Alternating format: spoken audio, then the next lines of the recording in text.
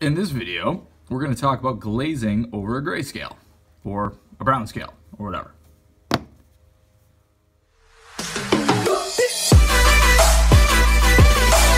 Alright, so I have here Elizabeth and Rasputin from Cthulhu Death May Die.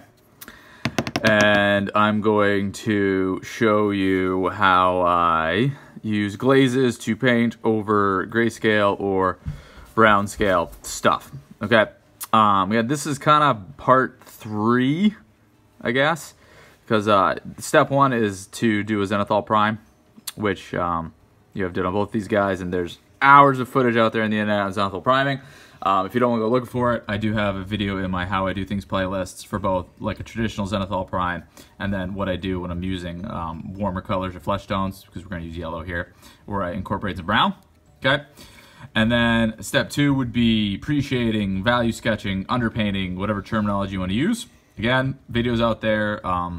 Dana Howe has a really good one, and if I remember, I'll link that in the cards in the description below. That's how I kind of came into this whole technique. But I have a video for, again, both doing that and then also with a warmer color scheme. And so I did that with both these guys. Also on Rasputin, again, I did the black, gray, white, but on his face and on his hands, I did brown because flesh tones, bad over black, which I'm still trying to figure that out, but we're going to experiment. All right, so that's all done.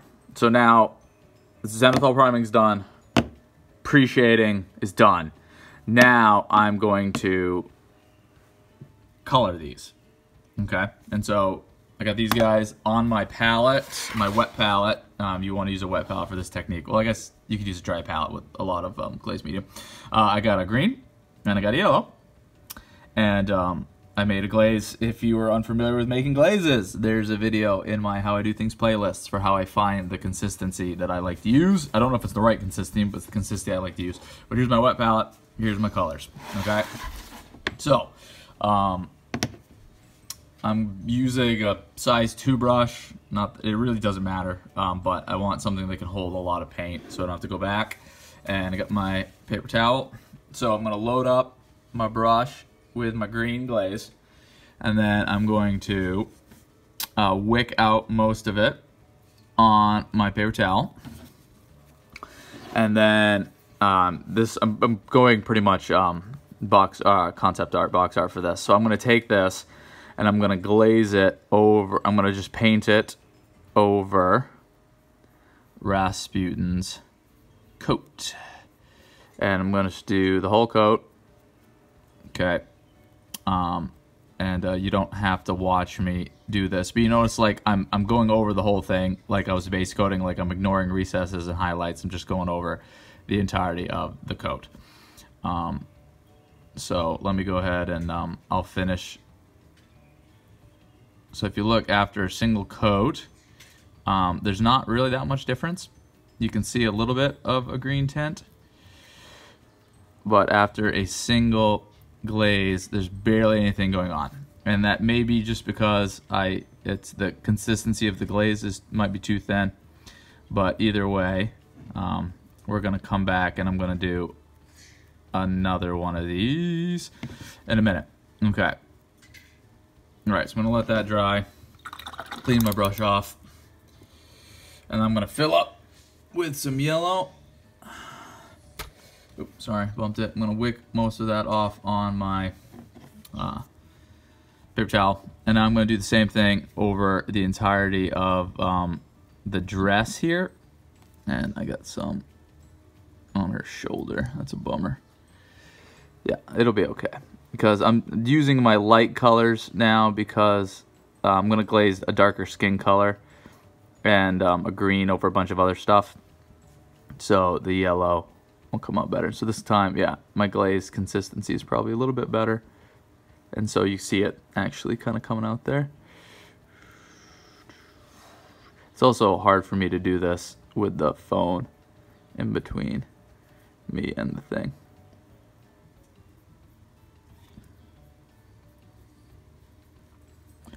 Doing over the entirety of the dress.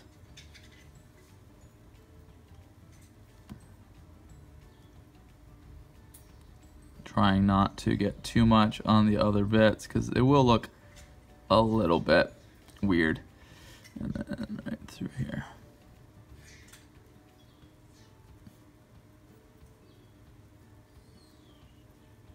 Okay, and glazes, they're pretty thin, so they dry pretty quickly. All right, so that's after a single coat. And even in that one coat, you can see like up here, the color is much more vibrant on the area that was white because of the pre-shading, and then down here, it's a lot more muted and dark, okay? So what I'm going to do is I'm going to go ahead and I'm going to do a couple more layers of the green on his coat, obviously, because it's not very dark, and then I'll probably do one more layer on this yellow, and then I'll come back and I'll show you the result, and I'll talk about it a little bit. All right, I'm back. All right, so this is probably, I don't know, 4 or 5 coats on each guy. I kind of lost track.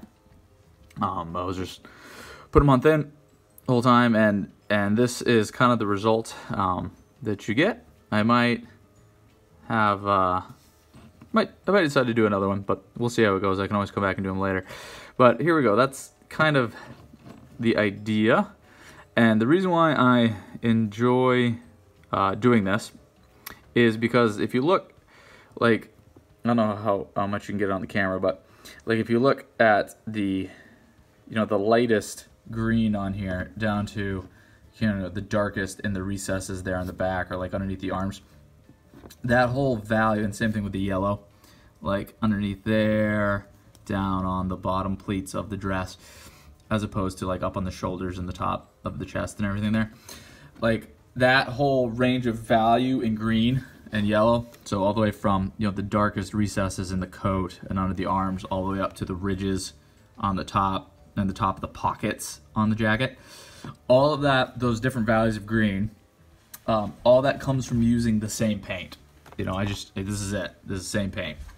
So you can see how dark that is versus how light it is, like right there. That all came from one color of paint. So instead of having to have and paint across the whole range of values of the color, I can do that with you know, black to white or brown to white, and have that same range for all of my miniatures, and then with one color get a range of value of that particular color, not have to have, you know, 4 different value greens or 4 different value whites. I could just do it with the one. And I think the steps, like each individual layer of the glaze has a minimal effect, and so it's kind of easier to decide like when I pushed it too far, when I push it a little bit more, other than, you know, if I'm doing like my base coat and then I wash it and then I highlight it, like if that highlight went too far, it's hard to fix, or it's hard to decide like if I want to push the highlight too far, or if I want to push the shadows more when I'm doing them like with individual products. But when I'm doing like one thin layer, one thin layer, one thin layer, it kind of, especially if you take the time to let it dry in between, it kind of gives you more control over like when you stop or how far you want to push it. It's still like, you know, still working on the whole process. Like I think I try to hit just in between that line where like the darkest recess is like, is that black or is that green? And I could see it like kind of going either way. Or is that yellow or is that brown? You know, in the darkest ridges and that kind of stuff.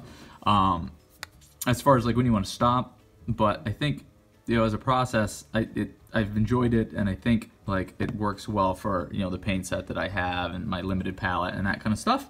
And so yeah, it works out for me. I like it. You know, I'm gonna finish these guys up. I'm probably gonna do a couple more how I do videos, and then you can see them all. You know, how it kind of looks, the whole end product. I will do an update video, but that is kind of the fundamentals of me, you know, glazing colors over a grayscale or over a brown scale if you're doing kind of warmer stuff. All right, there you go. If you got any questions, throw them in the comments. Again, if any of those other techniques like zenithal priming or preparing glazes, if you're unsure of, again, there's lots of stuff out there, but I do have short videos in my How I Do Things playlist if you don't want to go looking for it, if you want something kind of short, and then if you need more help, you know, to go farther from there. And yeah, there you go. All right, so, you know, I hope that was beneficial and entertaining for you. And yeah, there we go. See you later.